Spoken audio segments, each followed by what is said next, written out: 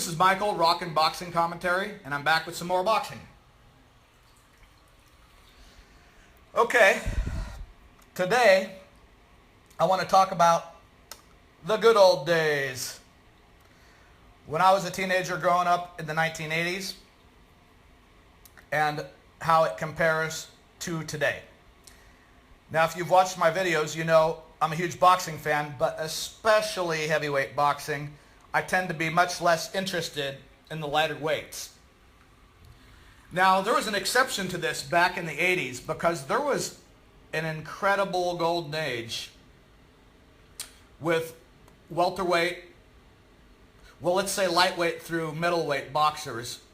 Roberto Duran, Sugar Ray Leonard, Thomas the Hitman Hearns, and Marvelous Marvin Hagler. I'm big time into the heavyweights, but lately I've been trying to have a broader perspective and check out some of the lighter weights. I watched the Lomachenko fight with Teofimo Lopez, and because everybody had been talking about this Lomachenko as if he's like some all-time great or something. So this was free fight, and I was thoroughly unimpressed with Lomachenko. Definitely not as advertised. And then also watched the Terence Crawford Kell Brook fight, and I was very impressed by Terence Crawford, my first time to watch him. And I'm hearing a whole lot of clamor on YouTube about Errol Spence and Terence Crawford getting in there and finding out who's the baddest welterweight in the world. And I've heard a lot of blaming and finger pointing of who is ducking the fight. It seems to me that maybe Crawford's ducking the fight, but from what I've seen, I think Crawford may be the better fighter, and I would maybe pick him against Errol Spence. Anyway, also relates to Manny Pacquiao versus Floyd Mayweather, and that fight finally happened, but they were talking about it for years and years. And that's basically the subject of this video, is that back in the 1980s, when those four kings I was talking about were popping off big time, I mean, Sugar Ray Leonard wasn't long out of the Olympics, being an Olympic gold medalist and being welterweight champion, and Tommy Hearns being WBA heavyweight champion. These were two phenomenal fighters, two of the best fighters of all time.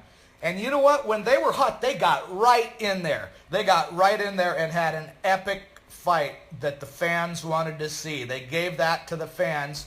Tommy Hearns risked it all, and he was winning the whole... Tommy Hearns was my favorite of those four guys. I was a huge Tommy Hearns fan because he was either going to get you or you were going to get him. Tommy Hearns dominated the fight, or maybe not dominated, but he was clearly winning the fight, and he ended up getting stopped, I believe, in the 14th round by Leonard. One of Sugar Ray Leonard's greatest victories ever. And but Tommy Hearns was willing to risk it all, and he came back and I think was like a 6th division champion. He had much, much more glory in store for him. And again, after Tommy Hearns got his career back on track and won the junior middleweight title, Roberto Duran had won the junior middleweight title, they got right in and fought and gave the fans what they wanted. Again, Roberto Duran risked it all and was devastatingly knocked out in the second round like he has never been knocked out in his entire career. Even fighting Hagler, Iran Barkley, and some fights in higher weight divisions, was never knocked out like Tommy Hearns knocked him out. But Roberto Duran was willing to risk it all, and he came back and he won a middleweight title and had a lot of further glory. So I'm just highlighting how these fighters were willing to fight each other. Same thing, Tommy Hearns then after the Duran fight got right in there with Hagler, risked it all again, and you know what happened there. One of the greatest 3 rounds in boxing history, a lot of people say. That was an amazing fight. And then, you know, on and on. Leonard fought Hagler finally. That one took a while. Then Leonard fought Hearns again, ended up fighting Duran 3 times. This was a great era.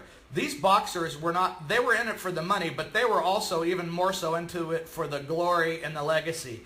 And they were not afraid to fight each other, and they fought each other constantly. And that's how it needs to be today. All this BS with I'm the A side, you're the B side, I get 65, you get 35.